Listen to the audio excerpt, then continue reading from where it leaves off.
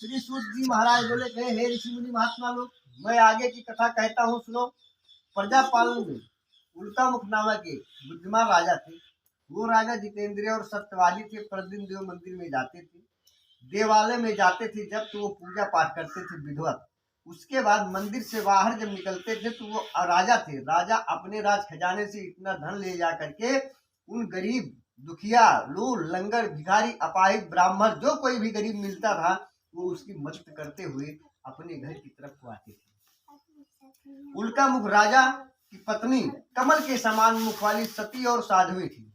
वो भद्रशील नदी के किनारे अपने पति उल्का मुख राजा के साथ विष्णु जी भगवान की व्रत कथा का सुनने की इच्छा को मन में रख करके भद्रशील नदी के किनारे पहुंचे थे। उसी समय साधु नाम के एक वैश्य बनिया नौका पर धन लाद करके व्यापार करने जा रहा था। वैश्य ने जब राजा को जंगल में नदी के किनारे बैठ करके व्रत कथा को करते देखा तो उसके मन में यह विचार आया कि राजा इतनी बड़ी राज संपदा राजमहल को छोड़ करके इस जंगल में पूजन कर रहे हैं, यह जरूर इसमें कोई बड़ा रहस्य है, इसलिए मैं इसके बारे में जानूंगा। नौका को उसने नदी के किनारे लगाया और प्यार से राजा के समक्ष जैसे दूर थोड़ा रह गया, हाथ जोड़ करके वहीं से राजन राजन कह करके प्रणाम किया और कहा कि अरे राजन, इतनी बड़ी राज संपदा को छोड़ करके आप इस वीरान जंगल में अकेले क्या कर रहे हो? प्लीज कहीं कृपया आप मुझे बताएं। तुरंत राजन ने कहा कि हे वैश्य पुत्र, मेरे पास राज्य संपदा बहुत अपार संपदा है। उस राज्य संपदा को संभालने के लिए, देखने के लिए, संजोने के लिए मैं एक पुत्र की मनोकामना को लेकर के भगवान के प्रति अपने आप को समर्पित किया रखा हूँ और इसी भगवान की व्रत कथा के प्रति ही भगवान मुझे औलाद संतान की प्राप्ति करेंगे, यह मुझे विश्वास है। साधु वैश्य बनिया ने कहा कि हे राजन, इस व्रत कथा का नियम और विधान विस्तार पूर्वक मुझसे आप वर्णन करो, क्योंकि मेरे पास भी कोई संतान नहीं है। आपके बताए अनुसार, आपके कथनानुसार मैं इस व्रत कथा को अवश्य करूंगा। सारे नियम विधान को विधिवत धैर्य पूर्वक राजन ने वैश्य पुत्र को बता दिया। शांत मन से तृप्त होकर के उस व्रत कथा को अध्ययन किया उसने और उसके बाद व्यापार किया। व्यापार करके जब अपने घर को पुनः वापस आया तो उसके मन में यह विचार प्रकट हुआ कि अब अपनी पत्नी से मुझे इस बात को अग्रसर बढ़ाना चाहिए, बताना चाहिए। पत्नी को बुलाया और बोला, कहा कि हे प्रिय, पुत्र की प्राप्ति हेतु एक व्रत कथा उल्का मुख राजा से सुन करके मैं आया हूँ। इस उत्तम श्रेष्ठ व्रत कथा को मैं अवश्य करूंगा। साधु वैश्य बनिया की पत्नी ने बोला, कहा कि हे स्वामी, यह तो बहुत ही अति सुंदर अच्छे विचार है। हमारे आपके पास किसी चीज की कमी नहीं है, भगवान की कृपा से सब कुछ है। ब्राह्मण को कल सुबह प्रातः काल बुलवा देंगे और आने के बाद तत्काल में भगवान विष्णु जी की व्रत कथा को श्रवण करके मैं पुत्र की प्राप्ति की इच्छा मनोकामना जरूर मांगूंगी। साधु वैश्य बनिया बोला कि हे प्रिय, अभी बेकार में आप धन नष्ट न करो। जब मुझे भगवान संतान की प्राप्ति करेंगे तभी मैं आपकी व्रत कथा का अध्ययन करूंगा। इसी प्रकार से अपने मन में लेकर के संकल्प साधु वैश्य बनिया निकल पड़ा। कहा कि जब मुझे भगवान औलाद देंगे तभी मैं व्रत कथा को सुनूंगा, इसके पहले एक भी पैसा मैं खर्च नहीं करने दूंगा। उसकी पत्नी ने कहा कि हे स्वामी, क्या औलाद से बढ़कर संतान से बड़ी धन है? जब हमारे आसपास कोई संतान ही नहीं है तो धन लेके काट लेंगे। जो कुछ भी है भगवान की दी हुई चीज है, यह मैं भगवान को ही समर्पित कर दूं।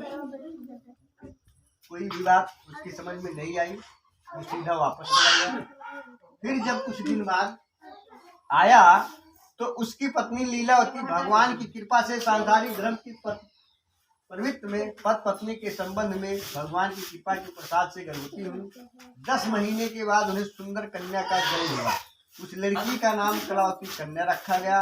कलावती कन्या अल्पकाल में बहुत कम समय में अपने पिताजी के घर धीरे धीरे वो बड़ी होने लगी और कुछ दिन बाद सयानी हो गई, वो बड़ी हो गई। तो साधु वैश्य बनिया की पत्नी बोली, कहीं कि स्वामी, आपने इसके होने की प्राप्ति की कथा मानी थी और आप उसे अब कर दीजिए। साधु वैश्य बनिया बोला, कहा कि इसकी बरही छट्टी में मैं बहुत सा पैसा खर्च कर चुका हूँ, अब मेरे पास इसके व्रत कथा सुनने की पैसे की व्यवस्था नहीं है, धन मेरे पास नहीं है, अब मैं इसके होने की व्रत कथा को इसके विवाह पर सुनूंगा। जब इतना लंबा आश्वासन लिया, आगे को बढ़ा, तो उसकी पत्नी नाराजगी दिखाई मने मन, लेकिन कुछ कह न पाई, कसमताते वैसे रह गई। प्यार से साधु वैश्य बनिया फिर व्यापार करने चला गया। बोलत में जा भाई, फिर व्यापार करने चला गया। उसके बाद जब अपने करीबी गांव, हाट, नगर, बाजार में साधु वैश्य बनिया व्यापार करने लगा, तो उसकी पुत्री कलावती कन्या अपने सखी और सहेलियों के साथ घूमती हुई नगर, हाट, बाजार में जब गई, तो साधु वैश्य बनिया की निगाह अपनी पुत्री पर पड़ा। भगवान की माया चल रही है। जैसे साधु वैश्य बनिया अपनी पुत्री को देखा, उसको तुरंत यह भाव प्रकट हो गया कि मेरी लड़की इतनी बड़ी सयानी, इसलिए अब इस विवाह की योग्य हो गई है, अब इसका विवाह मुझे कर देना चाहिए। साधु वैश्य बनिया तत्काल अपने नौकर को बुला करके आदेश दे दिया, कहा कि मेरी लड़की के लिए कोई अच्छा सा लड़का खोज करके ले आओ। नौकर लोग उसके आदेशानुसार कंचन नगर को चले गए। सुंदर काशी नगर, कंचन नगर जो कलकत्ता कहा गया है आज के समय में, वहां से एक सुंदर वैश्य पुत्र को प्राप्त किया और ले आए। तो नौकर लोगों ने कहा कि हे राजन, हे वैश्य पुत्र, आप भी इस बच्चे को देख लो, समझ लो, जांच लो, परख लो कि आपकी लड़की की योग्य है या नहीं। जब वो देखे, समझे, बूझे, तो मन में और लालच बढ़ गया कि लड़का सबसे सर्वगुण संपन्न, अब एक बिल्कुल हटे ना, एक बार तुरंत ब्याह कर जाए।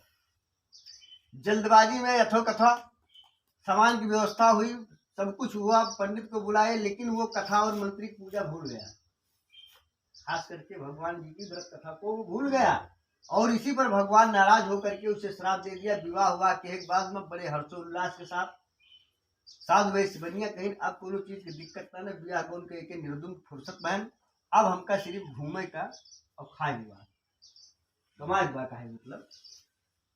तो जब वो एक फिर कमाए का प्लान बनाए, तो कहीं कि अब तक हम एक नाव पर व्यापार करते रहे, अब हमारे लगे दमादो आई के बाद जब, तो हमका 2 नाव चाहिए, एक नाव वही चलेंगे, एक नाव पर हम व्यापार कर, एक नाव हो खरीदी। दोनों जने नाव का लेके व्यापार करे निकल पड़े रतन साधपुर नगर की तरफ का। और इधर कथा उसने जो नहीं सुना था, उस पर भगवान नाराज होकर के उसे श्राप दे दिया, कहा कि जाओ अपने जीवन काल में बहुत बड़ा महान कठिन दुख प्राप्त करोगे आप। इसी बात को लेकर के निरंतर लगातार साधु वैश्य बनिया इस बात को हल्के में लेता गया। लेकिन जब रतन साधपुर नगर में व्यापार करने पहुंचा, तो भगवान की माया से राजा के यहाँ, चंद्रकेत के यहाँ 2 चोर चोरी कर ली, धन को चुराया, लेकर के भगे।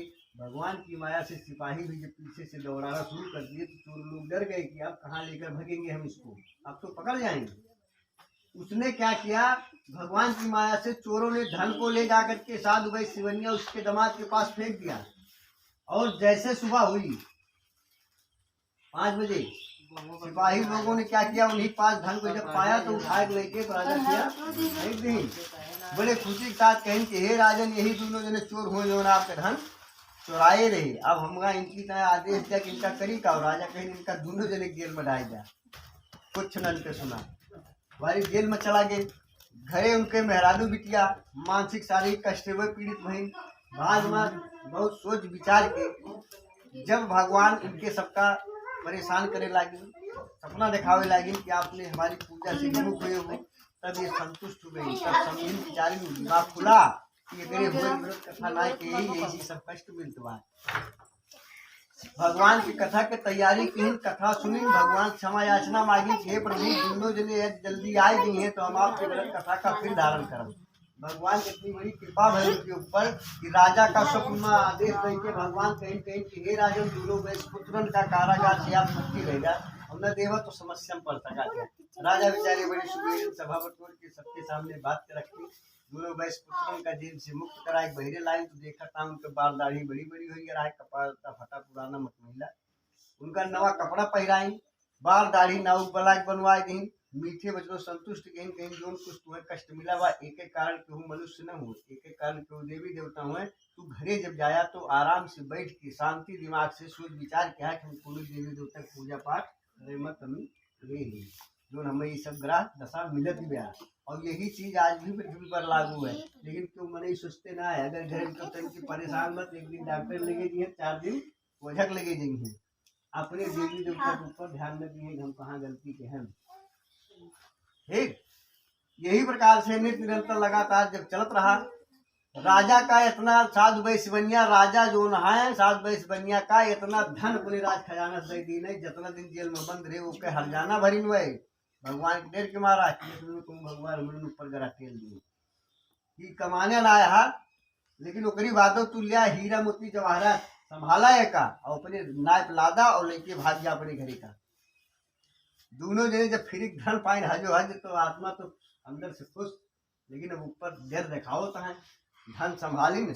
और फिर राजस प्रणाम की कहीं महाराज जब आप आदेश करता तो सीधा अपने घरे गया, फिर दोनों चल पड़े।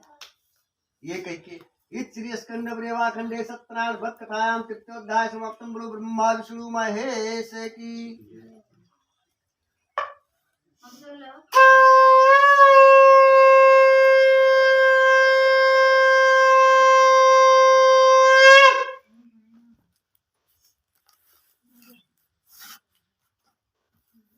श्री सूत जी महाराज ऋषि मुनि महात्माओं से बोले, कहे कि साधु वैश्य बनिया यात्रा के पूर्व जब राजा के यहाँ से धन को लेकर के अपने घर वापस आने लगा, भगवान ने कहा किसी परीक्षा में फिर लूंगा तो हृदय शुद्ध भाग ना भाग।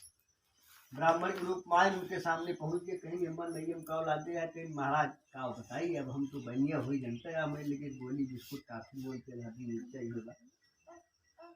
अब ब्राह्मण के रूप में भगवान रहे हुए वे समझ गए कि फिर भी वैसे है। उन्होंने तुरंत कहा कि हे साधु वैश्य बनिया जाओ, जो तुम्हारे मन में चल रहा है वही वचन आपका सही हो जाए। यही कह करके अपना भगवान आज नंदी भगवान नदी किनारे बैठ के प्रेम से। साधु वैश्य बनिया जब नाव चढ़ के देखी कहीं घरे के बाद भगी, अब देखा उनका हरदी मोलते मिर्चा काफी बिस्कुट रखा, चक्कर आ गया, गिर पड़ी, होश खुली। दमाद उनके समझाइश कही पिताजी ब्राह्मण और मातारी बाप और गुरु जैसे गुरुमंत्र लीन जाते, ये 3 व्यक्ति से कहो जीवन में झूठ ना बोले चाहिए, तो हमेशा छल कपट में कर पाओ। यही नाते हमारा बात मानत हुआ तो जाओ उनके लगे हाथ गोड़ जोड़ के क्षमा याचना मंगवा पंडित जी से, तो तुहार सब धन वापस हुए, हमें विश्वास पाए। हमारी बात समझी गई, उनसे हाथ गोड़ जोड़ क्षमा याचना मांगी। वे कहीं कहीं भगवान कहीं कहीं ब्राह्मण के रूप में जोड़ रहे, कहीं तो हमारी पूजा से बार दुखी नाय के उसे भूल गया, और यही से हमारी ना आज्ञा तुम्हें बार बार कष्ट मिलता, लेकिन तू समझ ना पाओ कहा जा तो धन वापस मिले। आई हड़बड़ कह के कथा सुनी, फिर धन का लादिन कार्य उत्सुक नाई पे लेके फिर घर चले। जब कुछ दूर अपन घर रहेगा तो अपने संदेश वाहक नौकर का भेजी कहीं जाए घरे बताया हुआ नौकर भेजा भैया घरे का बताओ। देखा तो उनके मेहरान बिटिया कथक तैयारी में लग रहा है, तो जैसे सुनी हुए हमारे मन से दू आवत बाय, तो उनके मन में तुरंत ही भाव आएगा कि अब हमार महतारी तो अपने मन से दुख दर्शन करे चली गई, तो हम जाए चाहिए, लेकिन अब कथा बैठी है कैसे जाए। लेकिन उस सब भुलाए गई तुम कहाँ बैठी है। हाथ देखाओ कि कथा जैसे समाप्त भर पैकी निकाल के घर दी, जो प्रसाद रखा हुआ सबसे पहले ये पहिए, इन्हीं व्रत रखे हैं, इन्हीं कथा सुनते हैं, इन्हीं के अंदर आत्मा में भगवान इसलिए के वास चलता है लक्ष्मी मैया का। तो जब ये ग्रहण करिए तभी प्रसाद भगवान के अंदर जाए, तभी वितरित हो जो 4 दिन आए हैं बलाए पर। लेकिन कलावती कन्या ना तो भगवान के चरण स्पर्श की और ना प्रसाद ग्रहण की, छोड़ी बर्मन से लोग लगे पहुंचे जल्दबाजी भाग गई। भगवान के माया खराब है कि जौने नाव उनके सेधु बैठा रहा साथ में दमाद नाव चुल्लू भरे पानी में से बुड़त चली गई, ना देख पाई। रोज गाँव घरे आएंगे वापस गई, पति खराब लेके सती हो जाएगी।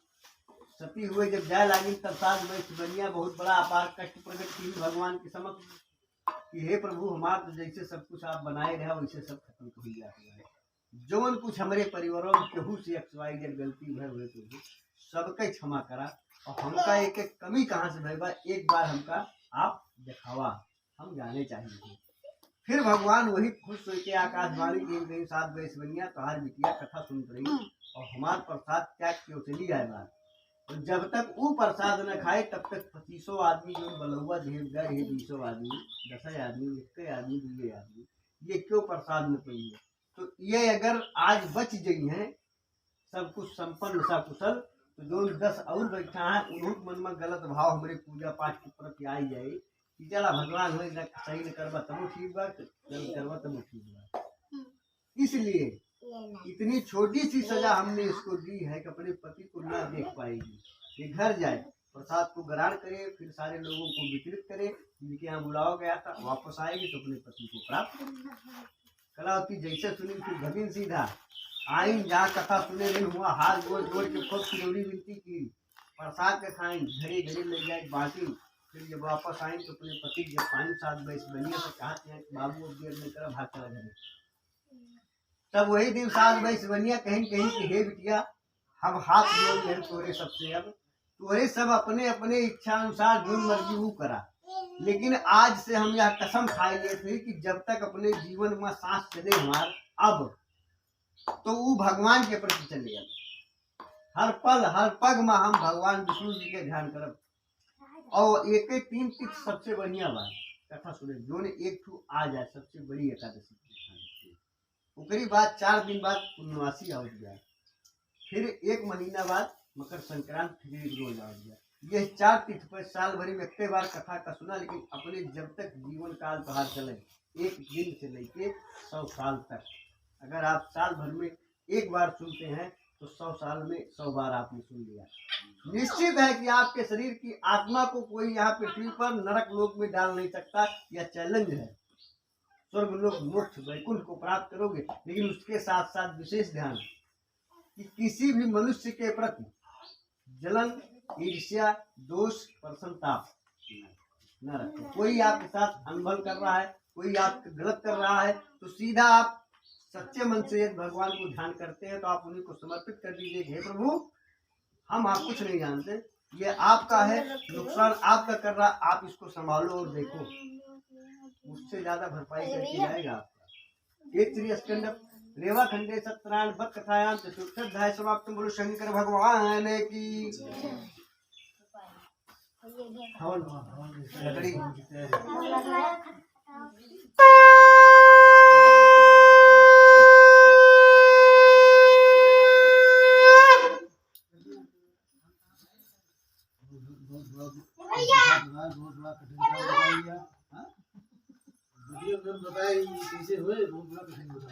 पूछो ना वो जहाँ कहा था वो हम जानते हैं। कठिन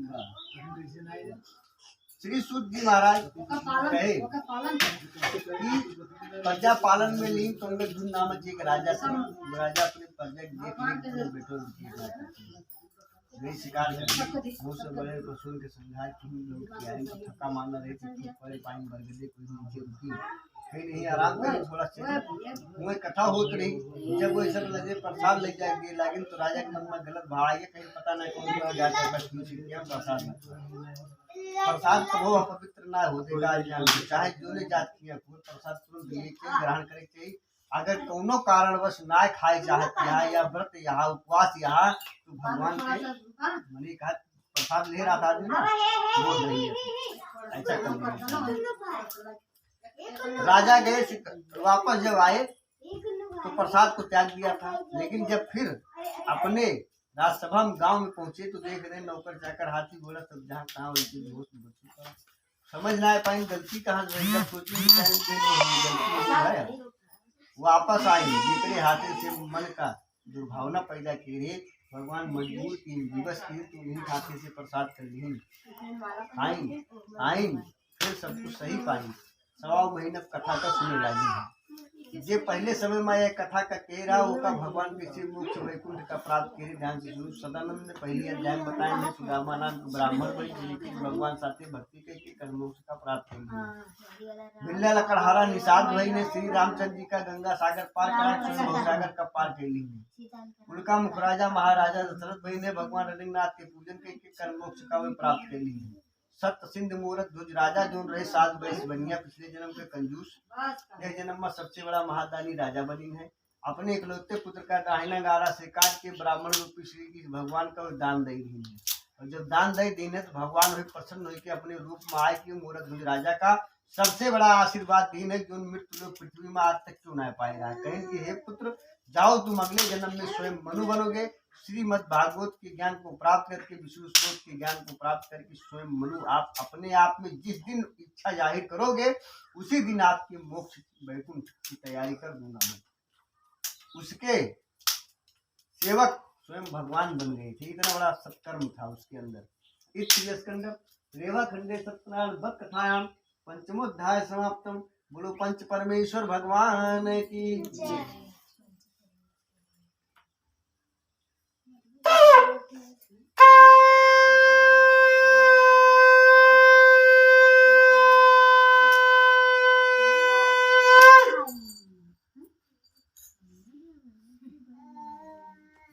बहुत भीड़ में होंगे। मेरे तो गिरे बहुत बड़ा बात भीड़ तो इतना पाए बियाह है, बियाह बरात समझक बाबू मेरे बियाह कहाँ कहाँ कर्म कांड कहाँ नहीं हुए। दो जगह रहा हारी कुर्मो का बताए दे दूसरे का हम कहें ना वही बार को रहा अपन वही बार कहते। अब नुकसान जान लिया है लेकिन नुकसान का बा जहाँ भगवान देख बा हो कोई नुकसान ना है। अब जेकर पर गया जब रखते दो देख गया तो सबके हुए चाहिए अब जेका भला है ही कहीं भैया को तुम दिए लिए परे हम कहीं जवान तो आज इच्छा कहीं मन कहे दे ध्यान न मन कहे तू लेके जाया हमें जजमान का काम होता बस हमें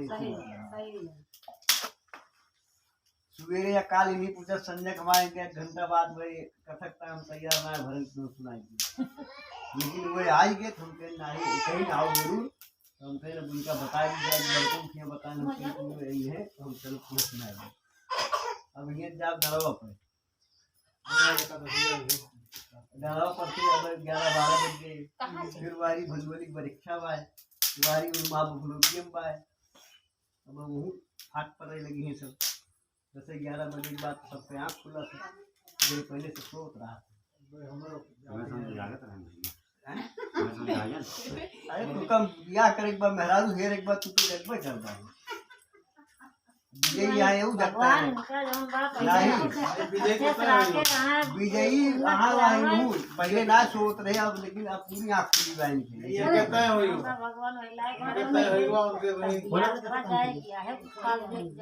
कहा था खोले तो कैसे काम सही है। अरे पहले महतारी बाप के प्रति खोले होते तो और काम चलो। अरे का करी कहा तो दे थे अरे आज आज तो देता है आप भैया एक मध्यम दिया तब जाना दिया ये सब मेरा हो आगे में कहा कुल माइन बात दे ये पंडित जी इतना मोह है हां ये लाओ एक खाली करा मेरा पन्नी उन्नी देखा खाली यहाँ आवा कहाँ जा दिया उठाओ पैसा कोई ज्यादा भूख रहा थी हां देखा कैमरा पे बहुत राजी है तुम्हारे बाप के देख के ओकर बारे में पैसा तू सब बढ़िया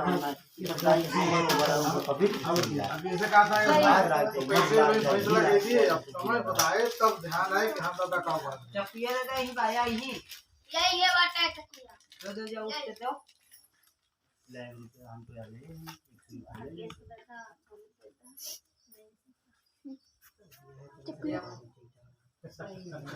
दिया है बाद में बीमारी बना पहले ना सारे कारण ठीक है यार ले हो तू 1 रुपया ये पूजा वाला चलाओ पूरा ले अरे तू भला लापत की करे भरा ले जाओ हमसे भैया के पिता से खाली कर रखो थोड़ा बात हुई है लेकिन बाद में मिले हैं लपनी तुम्हारा नहीं है अच्छा। लपनी खाली की करेगी अब बावन देवता मारे थे बावन देवता जो उन्होंने कहा तुम कर तुम हिम दादी के हीरो बोलने वाला बैठो तो करो तुम्हारे तो करे या नहीं क्यों बावन और बावन देवता 4 लाख खराब हो लेकिन जब भी बैठे तो गलत काम ना बताए अपना गलत करे तो करना बताए नदी की मैं लेके आओ साफ ही रास्ता सिर्फ बता दीजिए आज जाए रास्ता तो कल लाभान हुए खाए ये भैया ये कलबी का सबसे बड़ा खाओ भाई आपन बर्तन की चलाई दे अलग से अब पंडित जी एक औरत अकई विधान में हम जो जाई थे वहाँ ऐसा दिखाया है जब मनुष्य के रचना भय है तो औरत ना बनी और मनुष्य के पसली से औरत बनाए गए अर्धांगिनी का है तो वो ऐसे का लेके आए तुम दोनों एक तन हो गए। अब वो एक तन में हो भाई बाप के बड़ी